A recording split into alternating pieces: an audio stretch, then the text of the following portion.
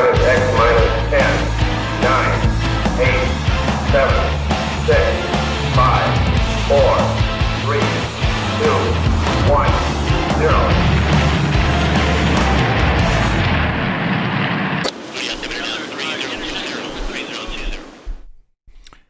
Well, hello, my friends. Welcome to the... gotta get the smoke out of here. Welcome to the Kyle Seraphin. I don't know why I think that's funny every time. It's very childish of me. Welcome to the Kyle Seraphin Show, Locals channel, Locals community call-in show. This is the show we do for you. It's just your thing. You guys get to call in and chat with me. Tell me whatever it is that's on your mind, the things that we are not discussing, whether it be an interesting conspiracy that I don't know anything about, whether it be... something exciting that's going on in the world that I haven't been paying attention to, whether it be setting up the phone number, which I should have been doing a second ago. Last time we had kind of a disaster. I blew it. I thought we had the phone number set up, and I found out that we did not because I had the phone muted. This time, I have my phone in a Faraday bag, and I put on the Silence the Chaos hat, which is our friends over at Silent, so that I could make sure that I don't screw it up this time. All right. Unknown callers are no longer silenced. You guys can call me anonymously. The phone number is available. The link is in the show notes. If you're watching over on YouTube and you happen to see it, and you're like, hey, I want to be part of that. You got to be part of our community that subscribes over on Locals. That's why we decided to do this. It's one of the perks. It's also something we're going to open up if people want to sign and join us over on YouTube. Same deal. You get the same benefits. We will start releasing, if we start having people do that on YouTube, we will release the Sunday sit-downs early. A day early. You'll catch them on Saturday without the ads. And then additionally, you'll be able to call in on the Thursday show and set the agenda however you like.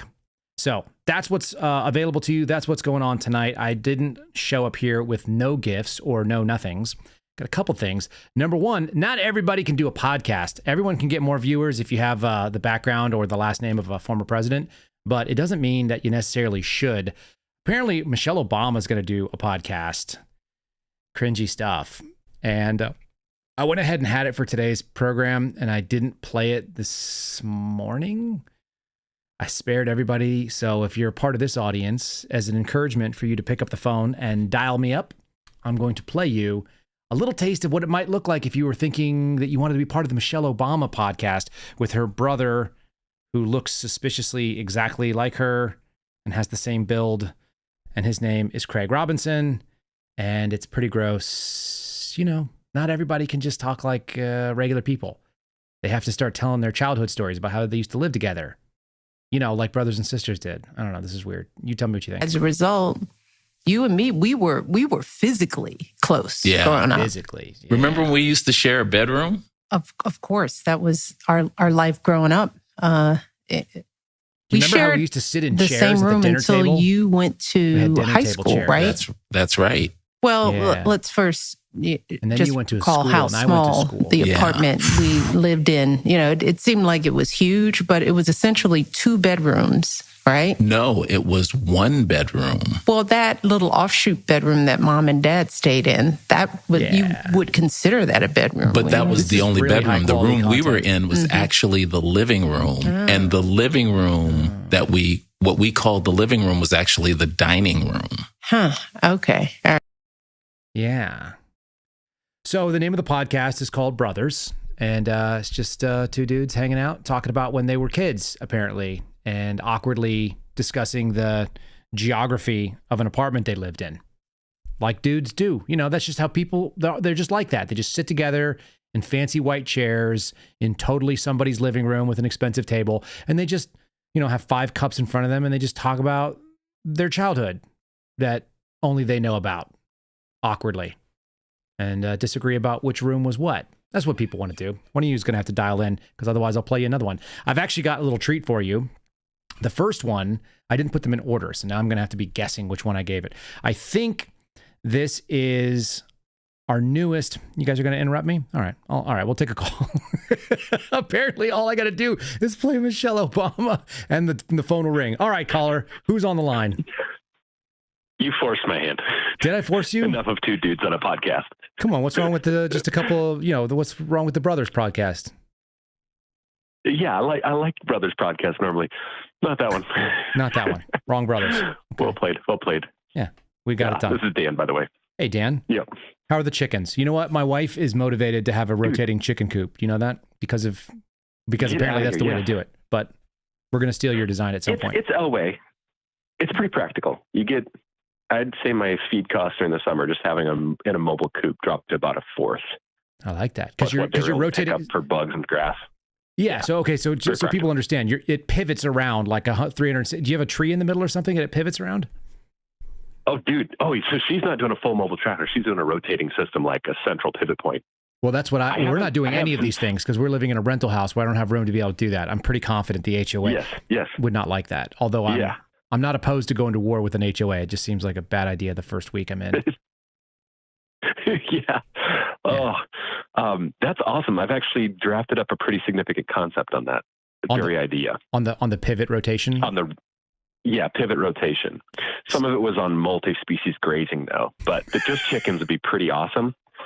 The real catch is that you'd have to, some part of it is likely stationary, like that centerpiece. Right. But if you have a post and you've got your coop or nest box, and then the next piece is really clearance because you're moving it, across ground in my mind, you want to keep the whole thing predator proof because I hate having to open the doors, close the doors every day. And if you forget, oops, your birds are vulnerable. So I just predator proof my whole system. Have you thought about thermal shooting a couple of like coyotes and stuff and then putting their heads on spikes as kind of a reminder that you're willing to put their heads on spikes? Do they care about that? I absolutely love it. There's a next level though. The next level is training the predators you have. Because even if you deter, and maybe that falls in line with that, right? But like instead of shooting everything that's there, waiting for something else to move in predator-prey relationships, you deter like, the classic, you have deer around your apple orchard, you put peanut butter on some aluminum foil on an electric fence and they get lit up and then they don't bother it. So maybe it would work for coyotes as long as they stayed.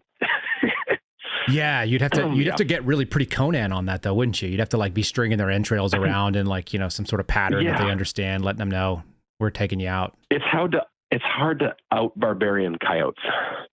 So somewhere, you know what? Okay, that's a great point. I don't disagree with that at all. It makes me want to find something a friend of mine wrote about me, and I'm going to look it up. You keep talking about chicken things, or what? Actually, what was on your heart? I derailed you. Sorry. I'm going to find you a really cool poem that a friend of mine wrote. Yes, do it. Mm-hmm. What was on my heart really was getting Big Mike off the screen. So I just wanted to do everyone that favor. We had Ute asking about the boomerang thing. Yeah. Which what does that mean? I'm just fine if we don't get into. I don't know what that is. Yeah. So we could talk chickens all night, but the boomerang competition where you made your own boomerang and you needed to know more. Okay. Yes. Did it ever come back? Yeah. That whole. It's coming back to me now, actually. Yes. Very good. It's still around. Yeah. It's still around. It's always there's so many good boomerang jokes.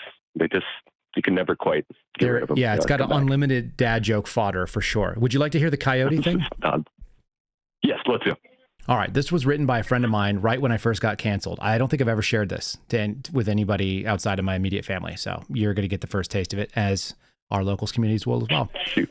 And my friend is, let me set this up properly. My friend, who I'm not going to name because he's still there and he may be doing some fun things shortly.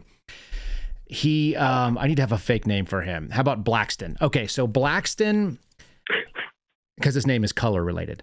So Blackston was famous for having an away message on the inter-office link system. You've seen these. It's like an instant messenger. It's like a Skype type messenger. Okay. And his used to say, it said, inside of you, there are, what were they called? There are two, was it Wolverines? There was some kind of animal, badger. I don't remember. He said, inside of you, there are two badgers. I'm going to have to remember what the damn animal was.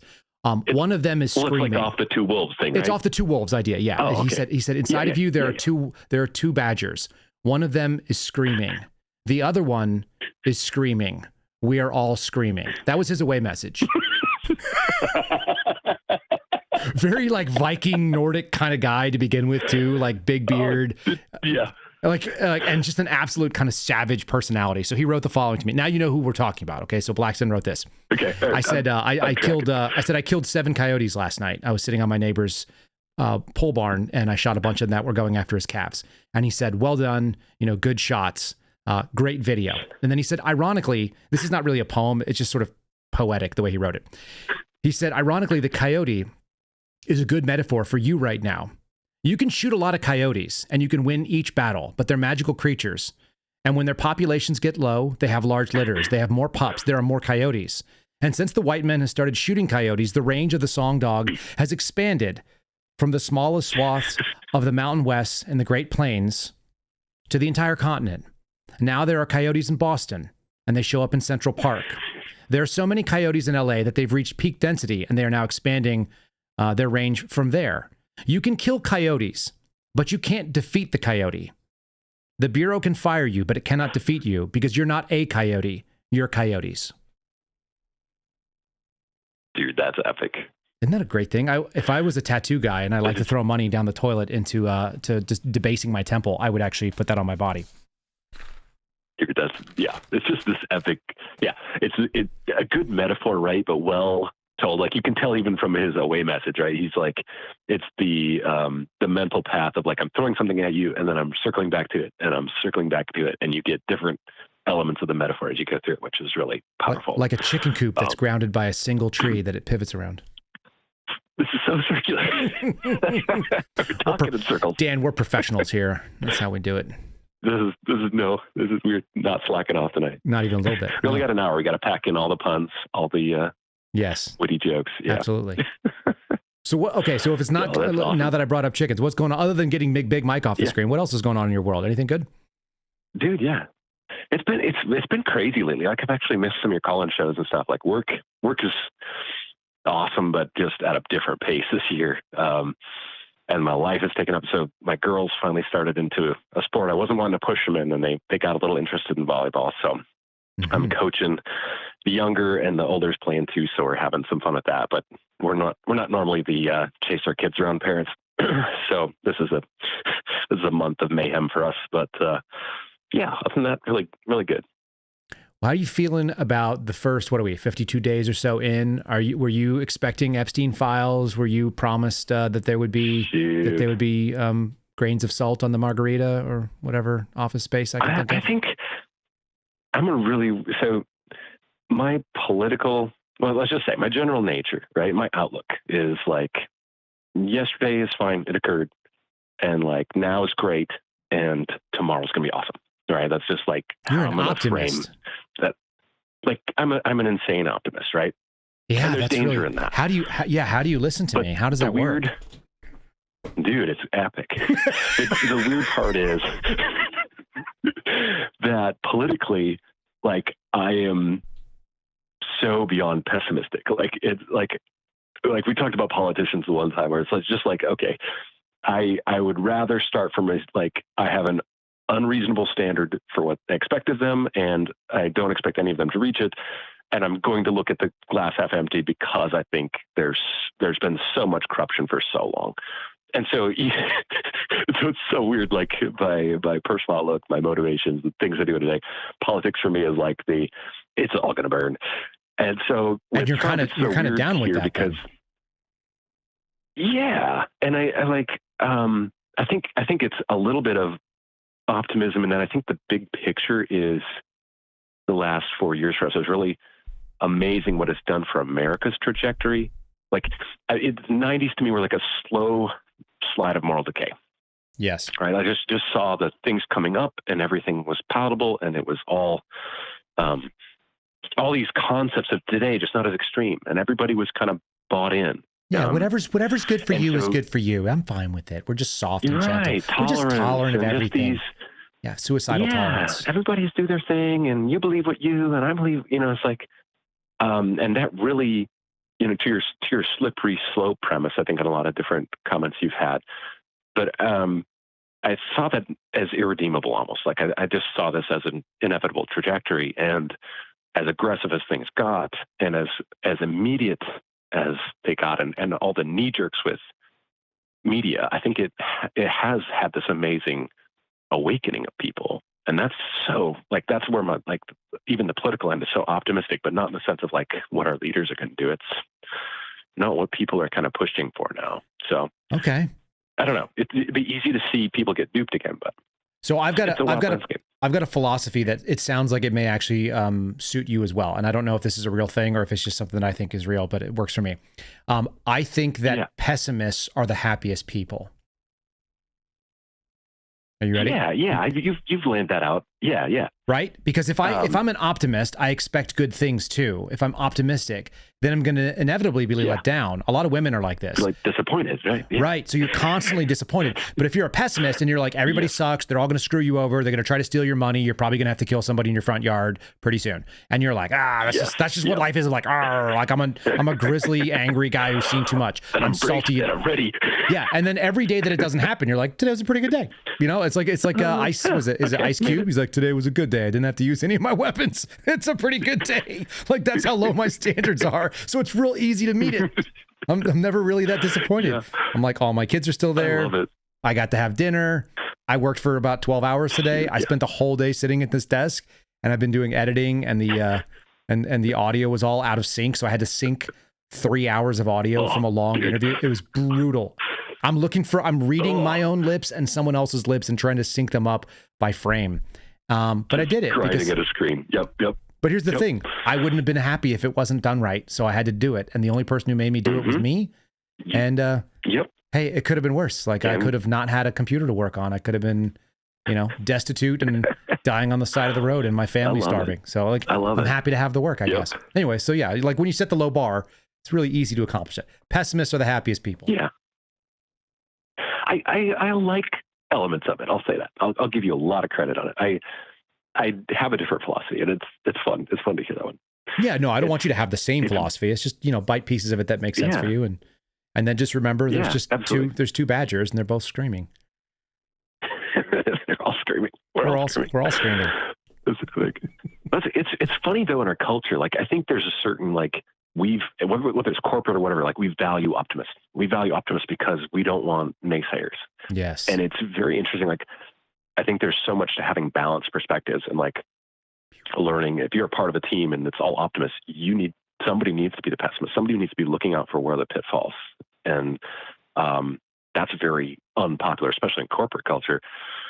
So it's an interesting, I think people do balance each other in really good ways. Like for me, it's more, I don't ever want the fear of failure to be consequential. And so therefore my optimism is it's optimism of learning, right? It's to say, okay, this may fail and it will be, maybe tragic in some cases if so, but I always want to be adding and learning and developing. And that's where I don't know, there's so much that God has built into us, into understanding our world and what he's given us, this incredibly complex, incredibly infinitely large, infinitely small, the universe that we get to explore elements of there's always something beyond you, right? I agree. So it's positive framing, even if you have negative experiences. There. Yeah. Well, I think a lot of Christians, it becomes like, God, what do you want me to do today? Okay.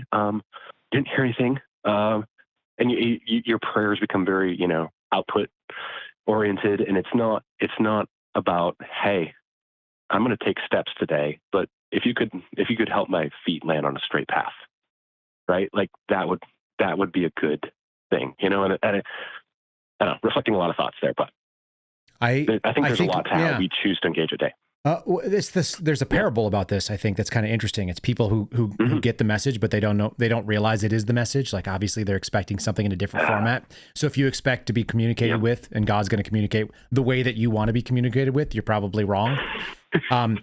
We have a listener. Let me tell you something that is really wild.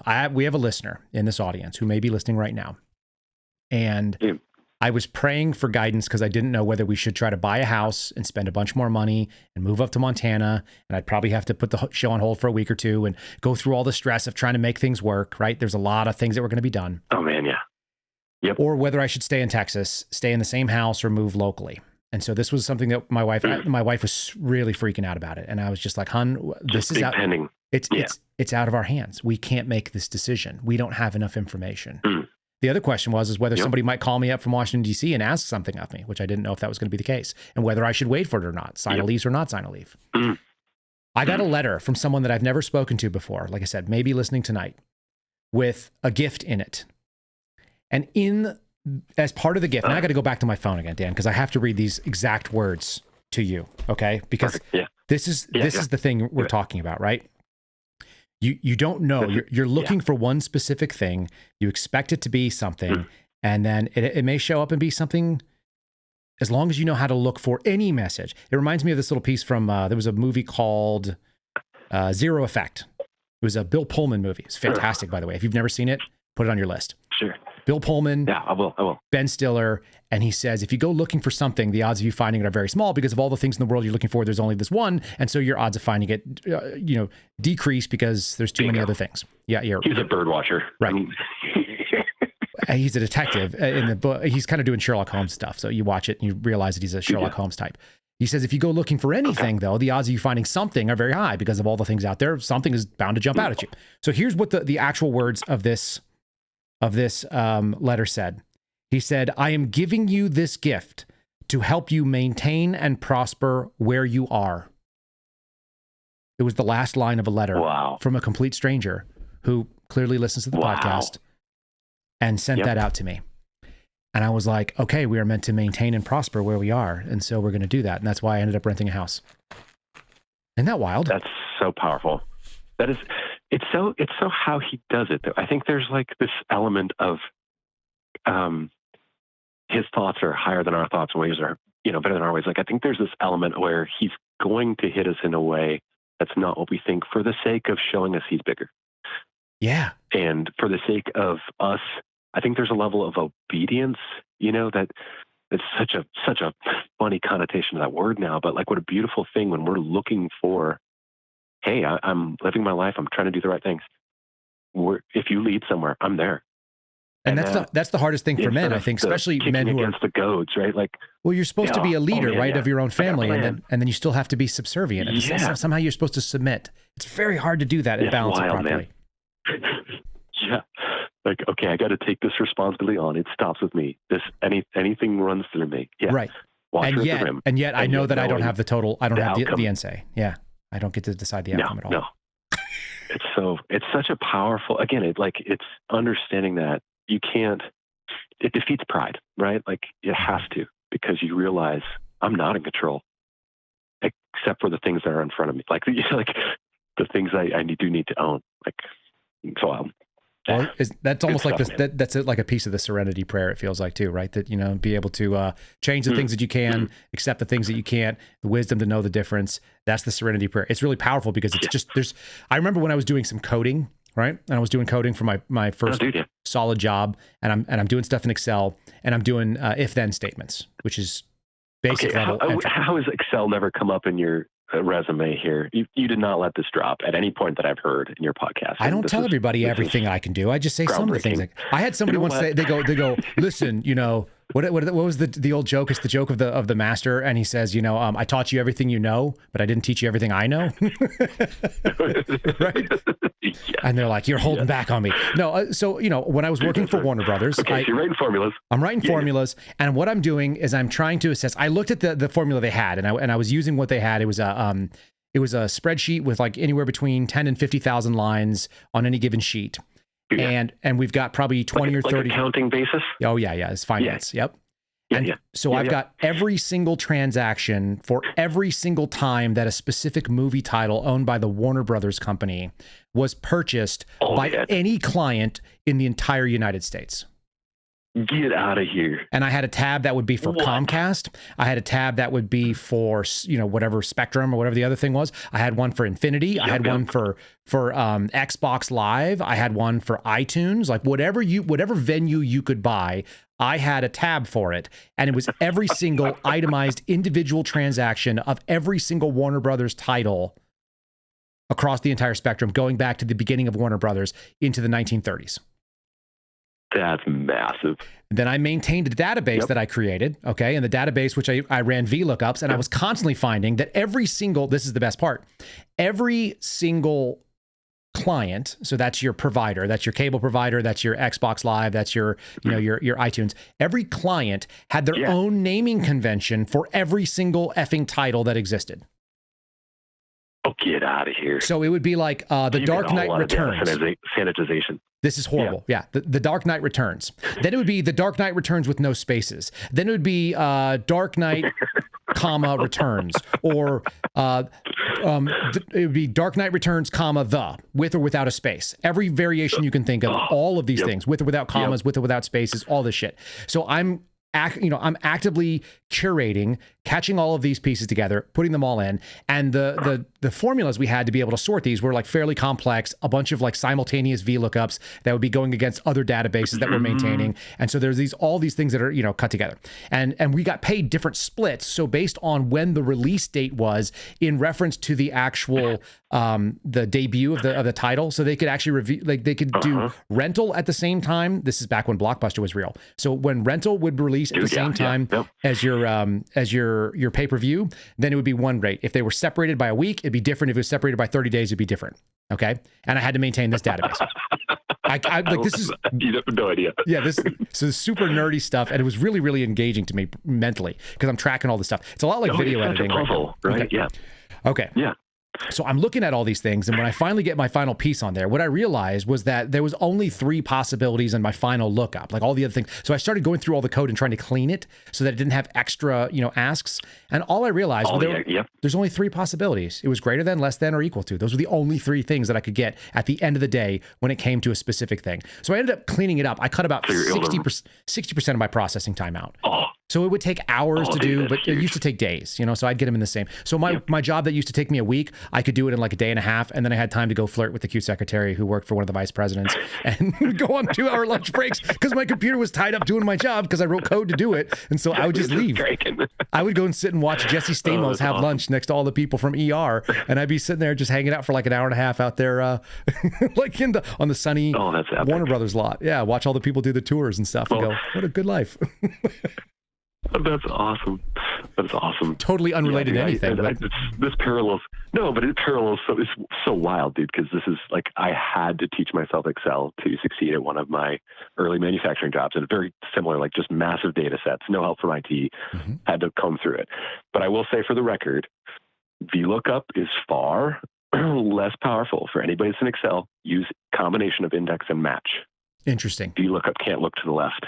So it's a very useful tool, but there's more flexible ones out there. So we'll throw that on the wall. Well, yeah. So VLOOKUP runs against certain types of lookup. We were using horizontal lookups as well. Was that a thing back in HLOOKUP or VLOOKUP? HLOOKUP is a little more modern, but index match lets you look literally through any data array set. So you're breaking down VLOOKUP into 2 separate commands. One to search for the row number of the match. So you're looking for an object and getting a return of the row. Well, I was looking for returning the value at that. That checks. Because I was looking specifically though, because I needed it to be I needed to be actually indexed individually. So each individual, bulk of the actual proper name was run against this like vertical list of garbage, which was wild. The other thing that I did a ton of was like I would pivot table all this crap out, and then I would go do a line of best fit and find curve analysis so we could actually do recognition of the revenue. So that was my job, and I had no background in it, by the way. That's none. Awesome. I learned how to do that in engineering school. And solve the problem. Dude, yep.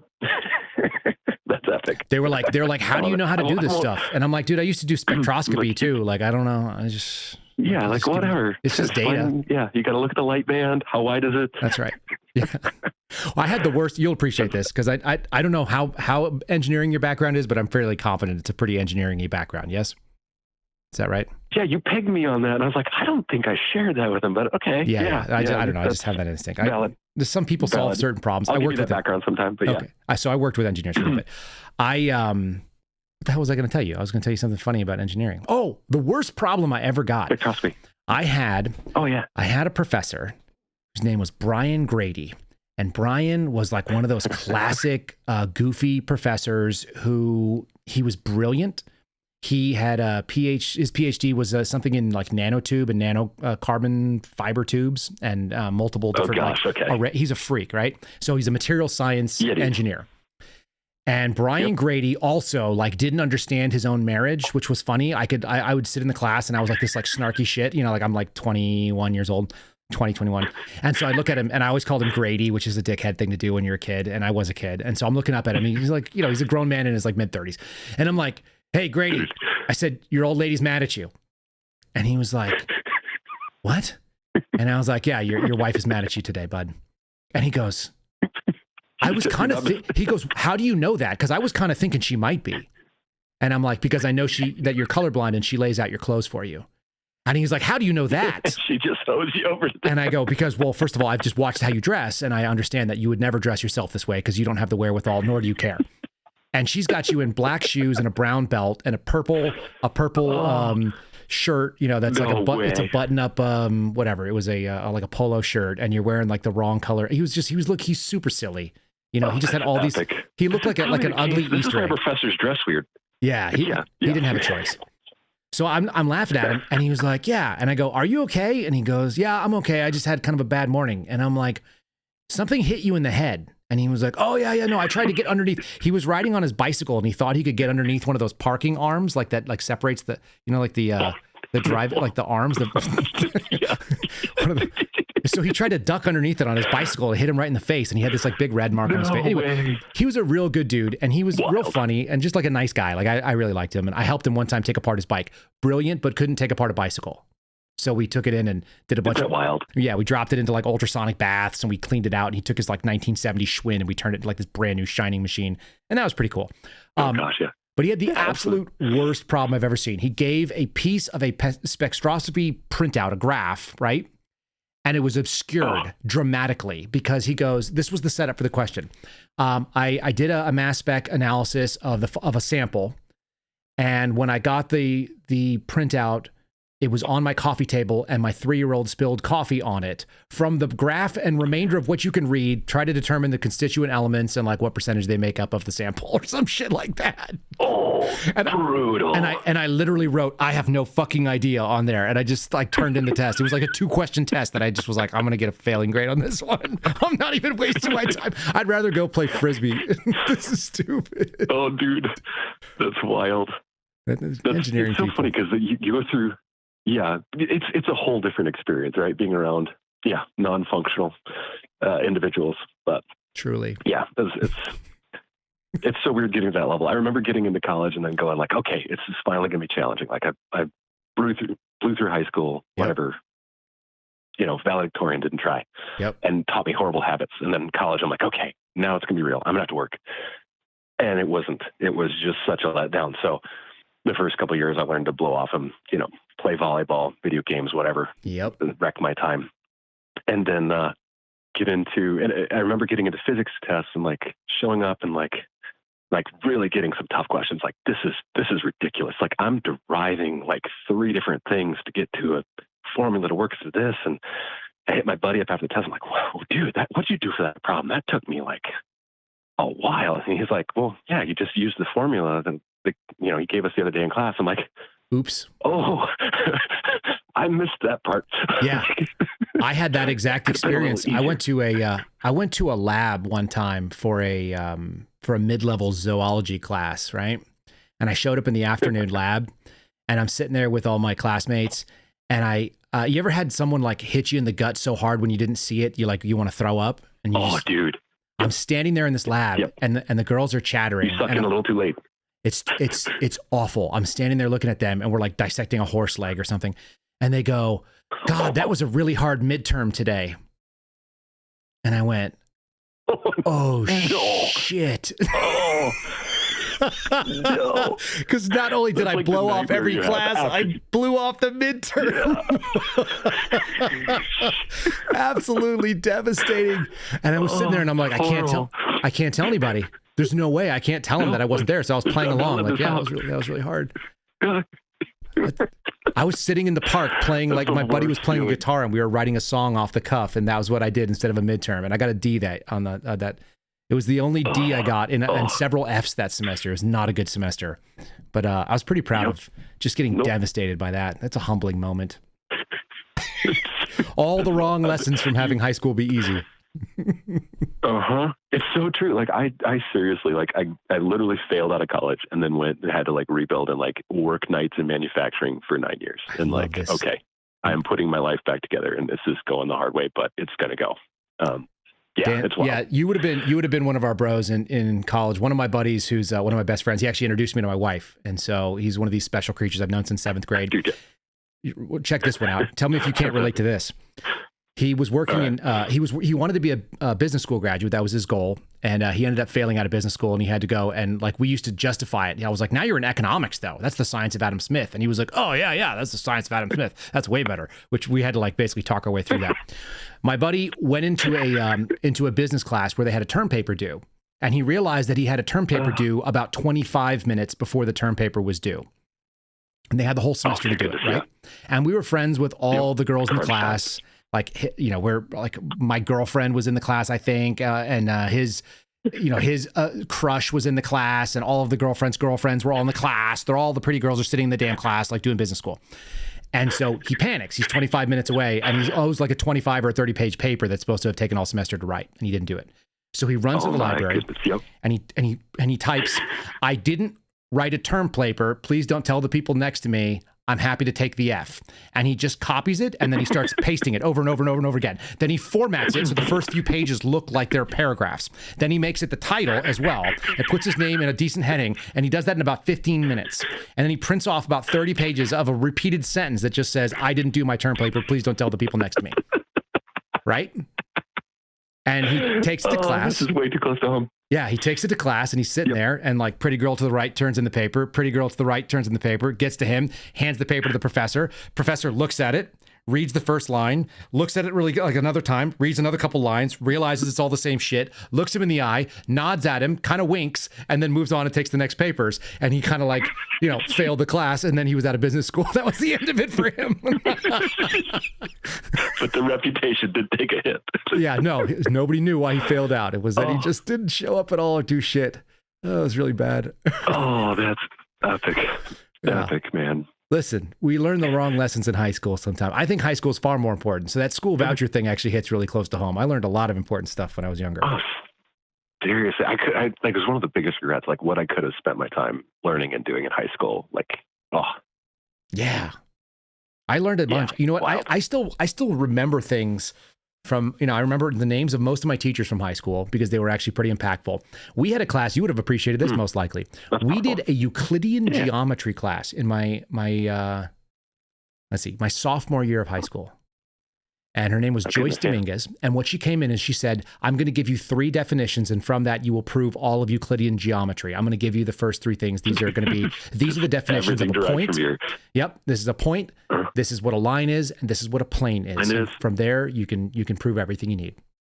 And we did. That's awesome. We wrote our own textbook, and every week you were required to show. You had to go up with an overhead projector sheet, and you had to do a proof. And you shared a proof with the class. And then once we had it, if it had a name and it was a famous proof, we would name it. And so she would say, "This is what it's called. And that's what we're going to call it from here on out. That's what it's actually called in mathematics." And if it wasn't, she'd say, "Okay, this is just like Kyle's proof number 3. And you guys can use it as a tool if you need it."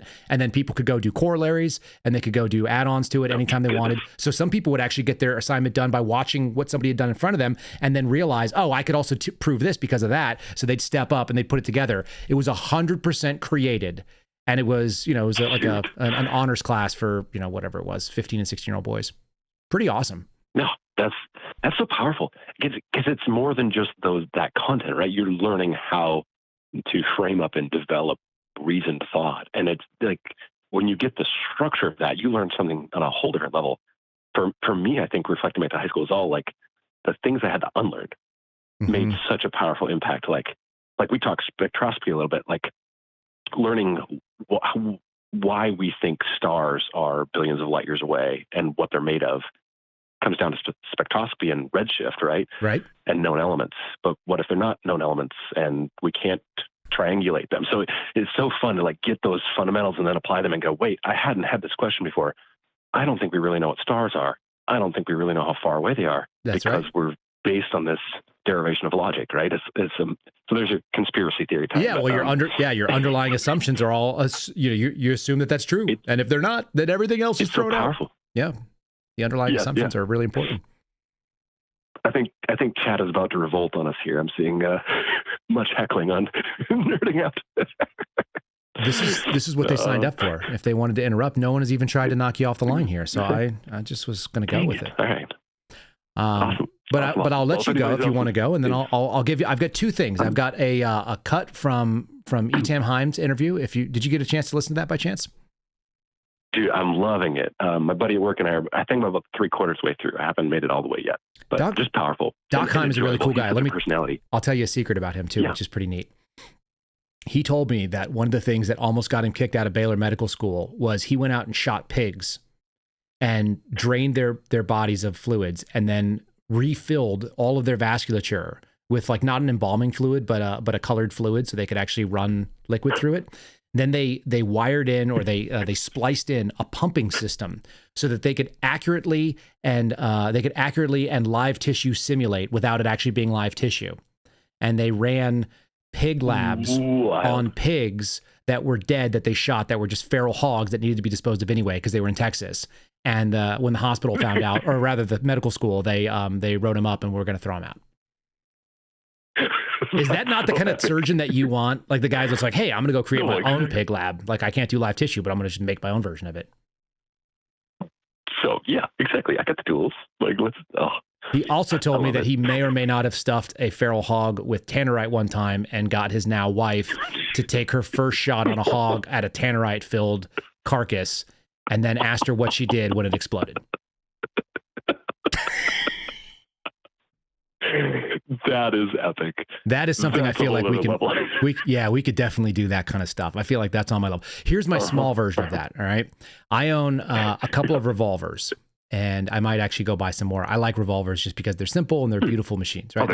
They're like watches. Yeah. They're amazing. So the cool thing about a 357 revolver or a 44 Magnum revolver is that you could load a special round in there. So you get a light kick and you still get a projectile. And so you get to use the gun, but you don't have to have the big kick and deal with the recoil. Deal the horse. Yeah. Yeah. So my wife is from New York. Okay. And she's got buddies that grew up with her in Brooklyn. And some of them moved to Texas. And some of these guys came and wanted to shoot for the first time. Like it was basically like Brooklyn friend who moved to Texas was near us and Brooklyn friend who was visiting from New York. And they all wanted to go to a gun range. So we go to the gun range down in Lockhart, Texas. And it's all my stuff. So I got ARs and shotguns and shit like that. By the way, my wife is an awesome shot. Even if the shotgun's too heavy, she guts it out long enough to hold a 12 gauge up. I have this like really heavy Benelli combat pump and she'll like pull it up there. It's extended tube. It's got eight shots. It's got saddles and all this other shit on it. So she'll pull it up. She knocks 8 out of 8 clays out of the sky, throws the pump and then throws me the shotgun and I catch it. And she's like, it's too heavy for me. And I'm like, that was awesome. All right. So she does that in front and the guys are like, yo, when are we going to get to blast the shoddy? And I'm like, if you say blast the shoddy again, I'm going to leave you New York idiots here for the rednecks to eat you. I don't know what they do with you guys, but it won't be good. These guys were also offended because we went into the pro shop and they had a map of the United States and it said like there were pins from all the people who had visited because Lockhart's a famous barbecue city in Texas. Yeah. So there's all these pins and people put their pin wherever they're from, but there was a construction paper that someone had cut out, like a kid had cut out and pasted it over New York and one had pasted over California. And in handwritten Sharpie, it said not America on both of them. Yes. And they were a little bit offended by that, which I thought was great. I was like, perfect. So we finally get over to the handgun range, right? And look at this. Who's talking about this? Somebody in our chat just said the 686 is the best revolver. I also have a 686-2. What? Okay. Beautiful gun. 6-inch barrel. So we go out there and I load the 44 because that's what they really want to shoot. I've got a cowboy action revolver rig. It's it's got the bandolero belt, the whole deal. It's very, very cool. Oh, dude, yeah. It's got Texas conchos on it. The thing I want to wear it in the Capitol at some point in Texas, which I will. I got to probably go get my pistol license again, just so I can walk around the Texas Capitol with a freaking 44 mag. And this one has a 9-inch barrel on it. 44 mag revolver. 44 mag, single action only, monster, 9-inch barrel, and it is made by Interarms. It's the Virginia Dragoon, and it basically looks like a beefed up version of the 454 Casull. Like it's the same kind of frame. It's really heavy. Wow. Okay, so I load this thing up with a bunch of 44 special. Okay, because I've got them on different sides of the belt, and I load it up with 44 special, and I give it to my wife, and the guys are like, "Yo, when are we gonna shoot the revolver?" And I'm like, "Here's the deal. My wife is going to show you how to do it." And they're like, "Yeah, we've known Emily since she's like knee-high to a duck." And I'm like, "Shut your mouths and open your eyes and listen to what's going on here." So they go shoot the revolver, and they watch her. And she's like, she cranks back the hammer, fires a shot, cranks back we're like 10 feet out, like whatever it is, like 7 yards or something, maybe less. Yeah. She does her little shots. Let's call it 5 yards. So she knocks out all 6. We knock the shells out, and we're like, all right, good to go. And then the first guy steps up, and I'm like, all right, bro, here you go. And I load it full of 44 mag, full power, right? And I don't tell him. And we're on a pistol range outdoors, so people are shooting. You can't tell, but I can tell. I can hear. Like when I hear a 44 mag versus a 44 special, I'm like, someone totally different. Yeah, it sounds like someone shot a squib, right? So he gets the full power magnums. He steps up, takes the gun, pulls the hammer back. First shot, just about takes his own. He like knocks himself in the face, just about. Like he's just almost gets rear sight scope, but bite, the snake bite. Clean. Yep. And he's like, holy shit, like now, and then my wife is like giving him instruction. I don't even know what she's saying. She's like, you got to move your feet or whatever, or like get your shoulders behind it or something like that. So she's giving him instruction. Don't let the gun hit you in the face. Yeah, whatever it is, like hold on to it, you pussy, whatever. So she's giving him information, and I'm just like quiet because I don't need to say anything. Like she doesn't even know that she was shooting 44 special. She doesn't even know the difference, which is even better. So she doesn't know what's happening. She just knows that he's wimping it, and it's like jumping out of his hands. So he shoots a couple rounds, and he's like, I want to see Emily shoot that again, because he doesn't think it's real. And I'm like, no problem. So I knock it out. I load it back full of 44 special. I get my wife up there. She goes, no problem. She shoots it like a pro. And they're all like, damn. And so the other guy's like, yo, like Seth is a big pussy. Like, let me have it. I'll show how it's really done from a New York boy. And I'm like, here you go, dude. Full power mags. Give it to him. First one, scope kiss. He gets the snake bite in between his eyes, and he's bleeding out of his forehead. And now he's listening to everything that my wife is saying, and I have no idea what she said, and it may or may not have been good advice. It doesn't really matter, because I'm like, what's wrong with you guys? And then I load it with 44 special, and I shoot it one-handed, and I'm like, when you guys become men, you can shoot handguns like men in Texas. Until then, you got to have instruction. And they're like, that was crazy, yo, like that was the craziest thing. Just like, I love it. It's if you could do that with tannerite, I think with a pig, then that would actually be the highest level of shenanigans. Like every time I shoot, it blows up, man. Yeah, I don't know. Every time I shoot it, it just blows up. I just use this explosive handgun. You just got to be really mad. It's the upside of like, if you hit them just right, they explode. The thing is, she didn't know she was shooting a dead animal. That's the best part. So they waited, like they set her up like before the light came up, so that when the light came up, they're like, "There's one, get it," It's holding still. Get it right now, where you can. It's under the feeder, just splatter pig. I don't know why is that like the best of like just a setup or a practical joke like with hunting, because it's like somehow it's just like everything comes together. The nerves are there, and you can just get somebody in that moment like so engaged. Well, it's such a cathartic moment because they're worried they didn't hit it, and then when it explodes, like they know they did, but also now they're confused because there's like pieces of animal going everywhere. It's what every hunter experiences. Yeah, it's what everyone who's never shot an animal thinks is going to happen when they blast some animal. They're just going to get blown to parts, blown to pieces. Boom. And the fact that we think it's funny is pretty sick. Like there's something probably a little bit wrong with us. Oh, that's so wrong. But yeah, you gotta. There's always a good dark side of humor. Yeah, well, I'm full of that. That's all I got, man. In any case, that's the inside scoop on Dr. Heim, who's a real bro. We got a real weird one, interesting one coming up for Sunday. Can I give you a preview of it? You do. Yeah, hit me. Okay, I think this is the preview of it, so we'll find out in 1 second. I'm about to play it. You'll hear it. Awesome. Okay, no, actually, that's even better. I'll do that after you're gone. I don't want to ruin the surprise, but I may have edited a video of something that's actually happening out there in the world. Let me see if I can find my preview, because that would be the right Get out of here. Here we go. No.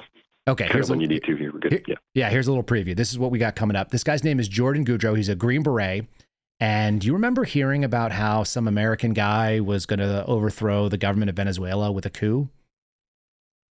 Do you remember hearing that at all? No, that's pretty epic. No. Yeah, and like people died and people got caught. This is like real life triple canopy weird stuff. I don't. So I talked to Jordan. He's a really, really bright guy. When you listen to him, he's very thoughtful. He comes off as being very credible. So I don't know how much of it is true. I've got friends who are Green Berets who are like, that guy was making things up. I'm going to let everybody decide. Yep. Like when someone tells me they got a cool story to tell me and it's wild, if you're like, he's very convincing and it's a really interesting story. So here's kind of like a piece he was talking about fighting. Here's the deal, man. Like other guys are fucking fighting. Other guys are fighting. If there's other guys who are willing to fight, then I have to be able to look at myself in the mirror, man. I have to fight. So I'm going to fight. Even if, it was an inside job and that was done to propagate war in the Middle East, I'm still going to fucking sign up. If I knew that back then, I still sign up, because there's other guys who are going to fight and die. So what do you want? Out of 100 warriors, 80, they're useless. 10, they make the fight. 9, we're lucky to have him, but there's one, he's a warrior, and he'll bring the others back. Did you hear all that, or did that not actually transmit to you? It came through, but it was a little garbled, but I think I got the most of the gist of it. Pretty interesting stuff. Sounds pretty epic, man. It's a wild 3-hour ride. We talked about what it is to be in the Ranger Battalion, what it is to go through SF selection for a while, because I think a lot of people haven't heard that. They don't really know. Dude. So it'll be an interesting story for people that don't know. Oh, that'll be awesome. Looking forward to it. Yeah. And knowing you went through all the pain of editing it too, it just makes it just enjoyable for. Yeah, the best is that there'll probably be some error in there because I'm in between two houses and there's only so much attention span I have, and I'm going to be like kicking myself. But I feel like I got it pretty closely lined up, and it was a fight uphill the whole way. So one way or another, the audio is all good, so that's the key. It came in super quiet, and I had to spend time, kind of fixing the audio up. Mm-hmm. Yeah.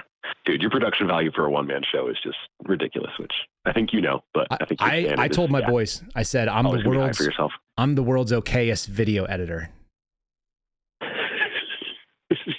I love it. I'm fully okay. Well, you gotta know what is good enough. Yeah, it's whatever. It's the best I could do. I'm never gonna be a pro. I'm not gonna spend any additional time. What I know how to do is what I know how to do. I slowly pick up new skills on accident, but the message is conveyed. Yeah. The transmission is being done, right? So it's done well. Fair enough. Done well for sure. I have a real sympathetic audience. Thanks for chatting, so that's man. helpful. It's been awesome. Thanks for sharing with me. We could have just had you on as a guest. We would have just next time we'll do that. We'll just talk weird stuff and have people call and ask you questions. Nobody wants that much from me. I think they will. I think we set it up and we have questions from the cosmos with Dan, and we see what comes out. You don't know where this is going to go. I want it to go wherever it goes. Like that's the whole thing. I have no expectations. Wherever it goes is where it was meant to. All right. So we're putting that on the agenda for like early summer for sure. All right. Cool. All right, buddy. Thanks for joining me. That was fun. That was fun. All right. Have a good night. You too, Pete. Bye. All right, folks. So there you go. That's how you come in and dominate my brain with all kinds of wild stuff. I got another one of these that I wanted to play for you, and I think this one should be Dr. Himes. So let's see what this is.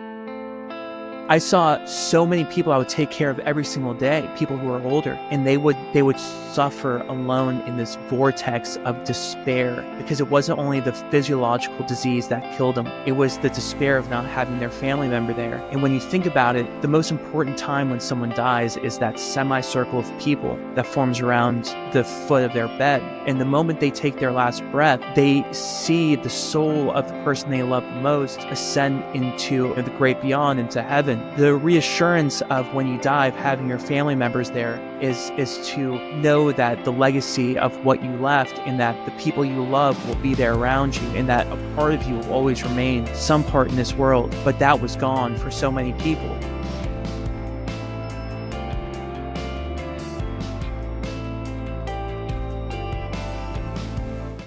So if you haven't seen our Sunday specials, I put as much time as I can handle putting into them, and with the amount of skill that I have to have them.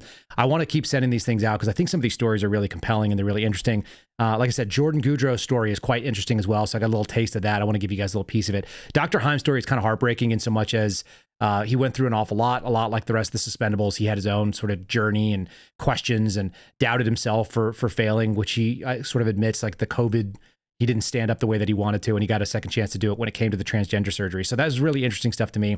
But anyway, just solidly good people that want to step up and take the fight to where it needs to go. And so there's that. And then I guess if we're going to do another one here, this is the story that's upcoming. It sounds like a major setup trying to take down Donald Trump, and who knew that so many people would be involved in it and what it would look like. So I wanted to give you guys a teaser of what's coming up on this Sunday's program, and it sounds something like this.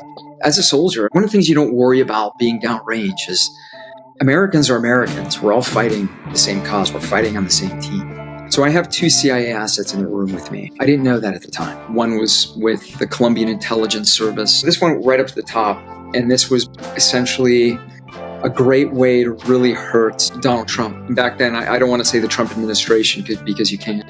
The Trump administration back then was so fragmented between the people who were working against Donald Trump, like the Gina Haspels and the Bill Barrs and the Mike Pompeos and Elliot Abrams and all of these individuals. And Elliot Abrams, if you read my discovery, it is a who's who of the State Department at the highest levels. It is mind-blowing. We'll fast forward, a year and a half.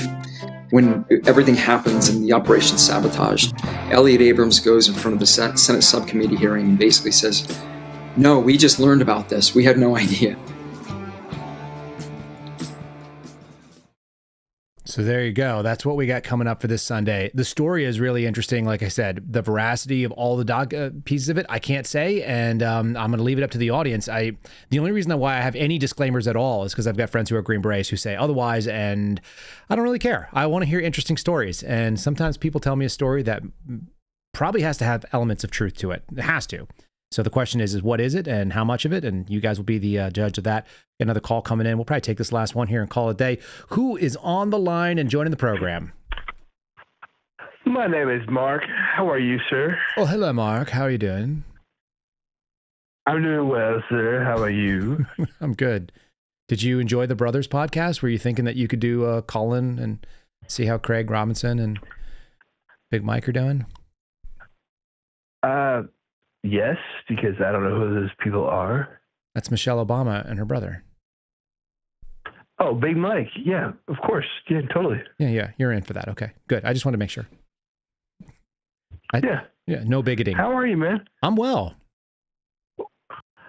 I'm feeling decidedly good. That was kind of an amusing long call that I could have done that for a long time. I feel like I need to have beers with Dan now or something, or he needs to buy me a beer. I mean, let's get Dan to Austin, Texas, and let's see what happens. We need to have, we'll have to have some kind of a on location meetup. I'm not really drinking any beers right now, but if I were going to drink a beer, I would do it with a group of people that call in and hang out with us here. So we can make it. But we could do one of these things live if I was so inclined. If I could figure out the workaround, it seems doable. I feel like that's feasible. I'm sure if anybody can figure it out, it's you. Make it happen, right? I've got on-site cameras. I got the equipment. I'm fairly confident I could do an on-scene somewhere. We just have to figure out where. Maybe some bar wants to host it. That could be fun.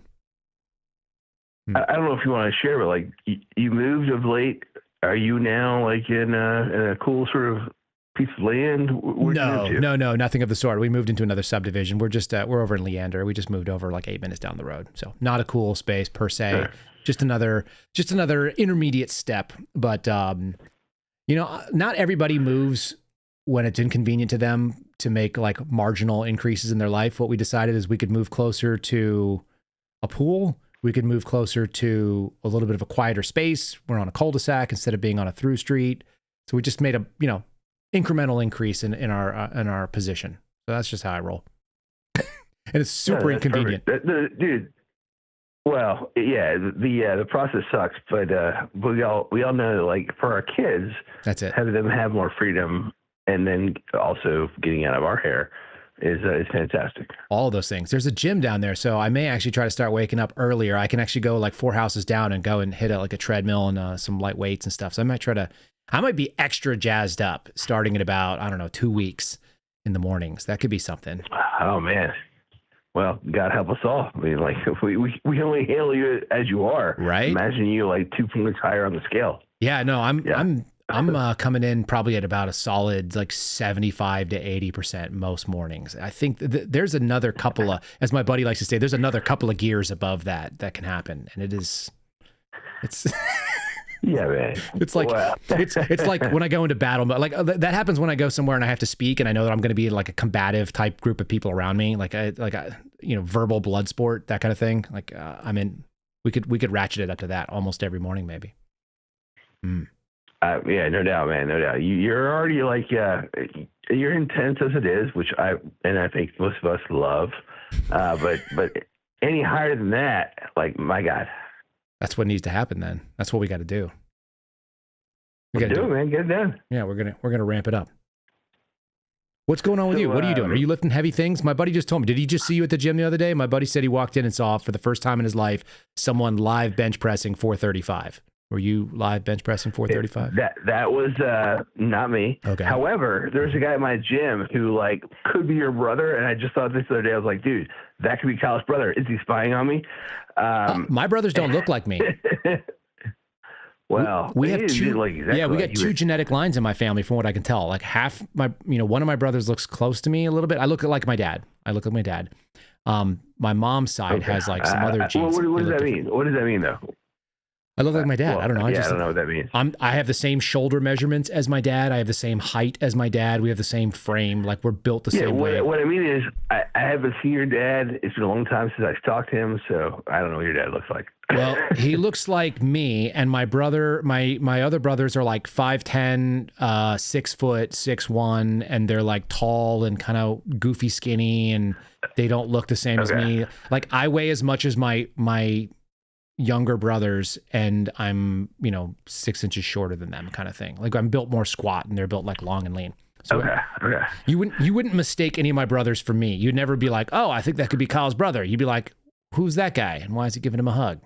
Why does he seem like he doesn't like him that much?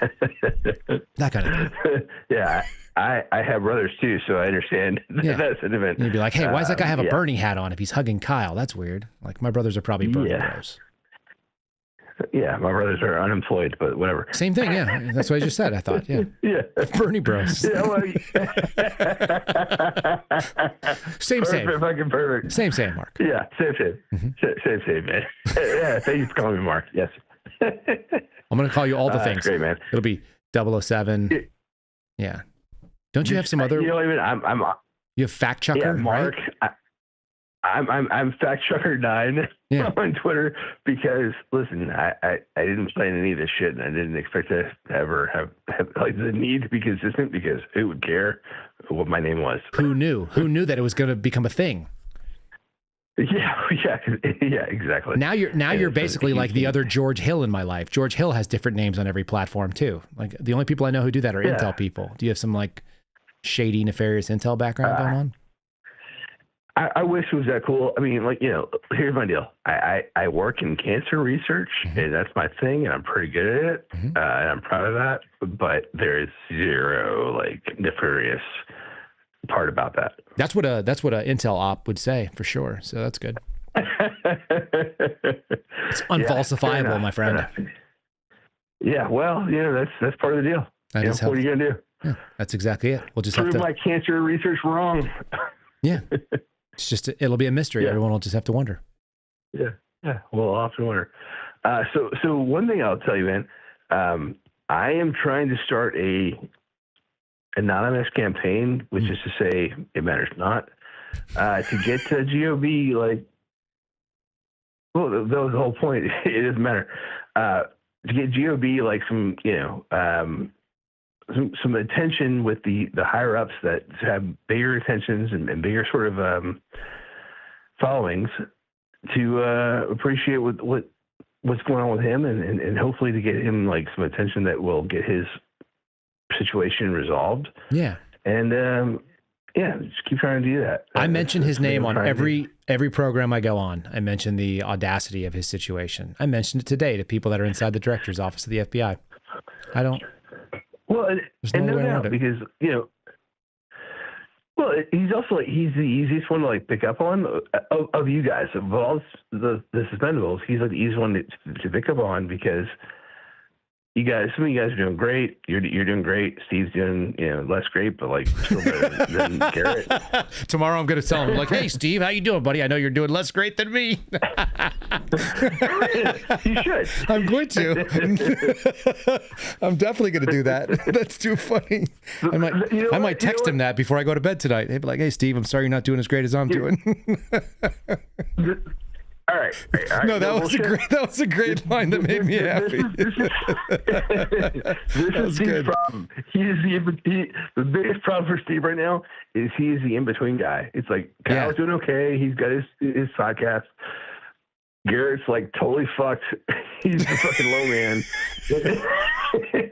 Steve's the in-between guy. That's why Steve's kind of screwed. Yeah. Okay. Apparently that clip's gonna get clipped, so that's good to know. We're gonna have that in perpetuity on the local channel. Hey, Renzo's got it. Happy to help. Yeah, no, that was good. That was a good soundbite. Steve's doing, not as good. No, you're right. Garrett is screwed. His situation is objectively the easiest thing to resolve because he didn't take another job. Yeah. He's never resigned. He still is considered to be an FBI employee, even though he's one that's getting the blue weenie from the FBI. So yeah, all those things are true.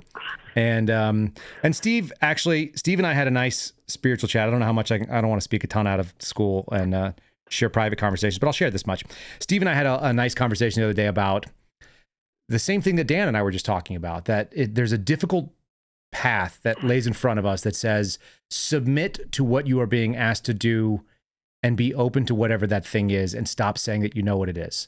And so I said, the minute that you give up, it's my guess, the minute that you give up and you stop trying to steer the boat that you don't have the steering wheel for anyway, you've got the little kid steering wheel that just, it turns, but it doesn't direct the rudder. You just have to be at peace and just ask God what's coming your way. And so he told me 30 hours after we had that conversation, he got a phone call that's going to change, hopefully, the things that he's doing. So that's cool. It's Perfect. Cool. It's cool to be right. It's also cool for friends to just surrender into something that is really against our nature, because we're fighters, as you can imagine, and as you guys have witnessed. So yeah, I think Steve's going to be okay too. But Garrett's story is tough, and the upside is we raised a bunch of money for him, and I know you guys were all part of that. That's a really big deal, and I invested the money on his behalf, and now it's turning an income. So they're not going to starve, and they're not going to miss their house payment, and they're in a limbo. But the limbo, I think they're going to be okay in the end. I feel comfortable. We'd like it to be faster, right? I think that's the thing. We would all like it to be faster. We would. And the question is, why is it not faster? Yeah. I will say that I do feel bad, for Steve, because I haven't helped him. And, he's like the middle brother. It's like the whole middle brother syndrome. Why is Steve not getting a little more love than he has? Yeah. But bottom line, why are things not faster? I think Steve's going to be fine. He has the middle brother syndrome in that way, in so much as I think that he's been more. Well, here's what happened. He worked for that Center for Renewing America, the think tank, and yep, they kind of throttled him as far as how radical he could be. He never had the ability to just do what I'm doing. I'm bombing down the hill, and he's got kind of the training wheel still for a while. And then now that he's free, he feels like he's way back there on the hill, and I'm going wild that way. That's really what happened. Is he decided to take an income, and the income kind of curbed how Steve he could be. So you get more of it on my program than anywhere else, like the way that he normally is. You can even see when you watch him on his own program, he's still a little bit more guarded. And part of it's just because it's hard to run things and also be funny in yourself and be witty and all that. But I think a lot of his personality ended up being censored just a little bit, self-censored, because he was representing other people. Yeah. I think that's what was going on. He's going to be okay, though. I feel good about it. I had a good conversation that I'm not at liberty to share information from, but I'll just say I had a good conversation today with some friends that are doing work, and it sounds like I was unnecessarily pessimistic earlier. So I'm trying to hit the brakes on my own sort of disappointment and see that things take time. Again, a good reminder to ourselves. It's not in our time. It's in God's time.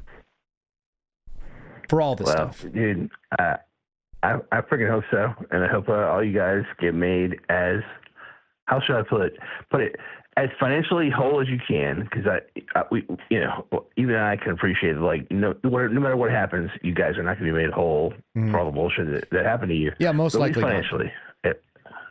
Yeah, at least financially. Although I keep saying Garrett needs to get $30 million plus raised private jet, and that's baseline.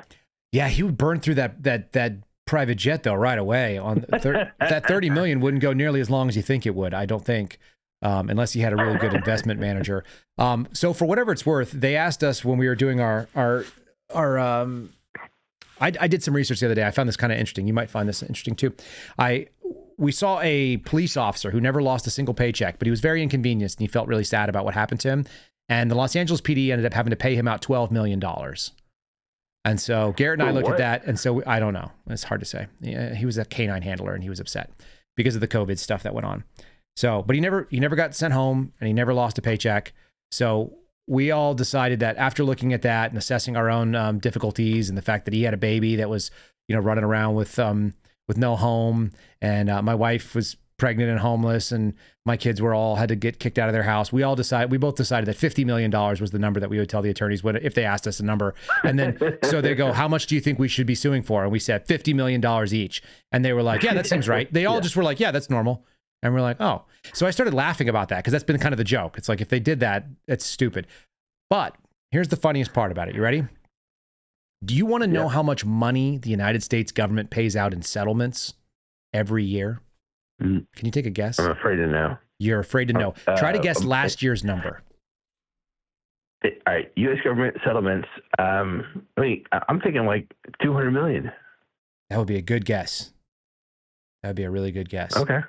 Yeah, in 2020, I think it was 2023, but it might have been 2022. Whatever the most current year that they could show me. This is called the Judgment Fund, which is the settlement amount that the U.S. government pays out of. And $200 million was the decimal point. Holy shit. Hey, where's my prize? $14 billion, $14.23 billion. The last time that I could get a number on it. I don't have a prize. $14 billion. It's so staggeringly fucking stupid. You're like, holy crap. Yeah. So who cares what they do? They could pay us all the things. They could make us whole. All right. If they paid us out for just our salary, this is like, it's publicly available information. You can actually do the math on it. But a salary for an FBI agent with like 15 or 16 years plus the pension and benefits, it's like $6 million, to the end of their life. So a cash value on that. I mean, 50 million is actually not nearly as much. It sounds crazy, and it's obviously not going to happen. At least I don't think it's going to happen. But if it does, we're going to buy a bar, and we'll all have a meet up there for the bar that we have, and nobody has to pay for anything because that's too crazy. We were talking about it. I'd like to start a whistleblower retreat for people that have gone up against the government and have a place to go. I'd like to just give them a 90-day, like, come in here, paddle around on the paddle boards, swim in the lake, hang out with the dogs, pet the horses, eat the chicken eggs. We'll make you dinner, just relax. Because you're going to war and take 90 days to breathe, something like that. I think that would be really special. And I'm not done, no matter what happens, I'm not done with this fight because, they piss me off for life, basically. Well, how angry I am out loud is another animal. Well, it should.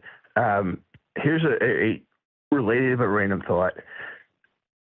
This whole idea, like, you are nobody for speaker, like, sort of pro-government shutdown, which I'm with you. Mm-hmm.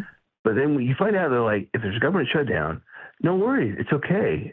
All essential government functions will continue. Yep. And here's a question for everybody. I mean, I'm sure you're on my page, but why in the hell does our government pay for non-essential anything? I've been asking that for 6 years. Why are we paying for non-essential? Mm-hmm. Yeah, man. I think it's a fair quandary to ask.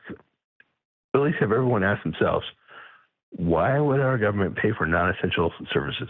I don't understand it. And honestly, that's the best thing about a government shutdown is you're going to identify all the people that don't have to come to work. That's who DOE should be cutting. Yeah. Yeah. I was kind of bummed. It sounds like Schumer caved. And I was kind of bummed about that because, like, they always it'd be great if there was a shutdown and it was Democrats' fault, because it would, to your point, allow us to point out all the things that the government doesn't do and nobody cares about. It would also unlock some emergency powers for the executive that are kind of interesting. Yeah, even better. Yeah, exactly, even better. No, it really would be. I'm always a big, I'm the cheering section for government shutdowns every time, all the time. It's my favorite. I am too. I'm a little bit like more than you. A little more sensitive to like how it makes the Republicans look bad. But in this case, they own it. They want to vote down their own CR, like they previously voted for. Like, good luck. Not owning that. Anyway, man, thank you so much, man. I'll peace out. Yeah, I've got a special treat for you guys because there was something wild that happened in Texas. Do you know what happened at Texas Tech? Did you already see this? The Red Raiders suck at life. Okay, good. So that's a no. So when you log off, you're going to open the screen back up, and I'm going to give you a little treat, something wild that's going on. You didn't realize it. I made some phone calls to figure out what's happening up at Texas Tech because I did want to share that too. So we'll get that for you. Oh, did they learn how to read? It's more exciting than that, I promise you. Supernatural excitement. Thank you, sir. All right, bud. Have a good night. You too. Man, there's some Texas Tech hate. What are you going to do with that? All right. We're going to shut down the line. I'm going to play you guys one more thing. This is something that came up. This is, like I said, I made some phone calls. I was trying to figure out what happened at Texas Tech. Saw this video and got the backstory on it because I wanted you guys to enjoy it. And I know you guys enjoy this like I do.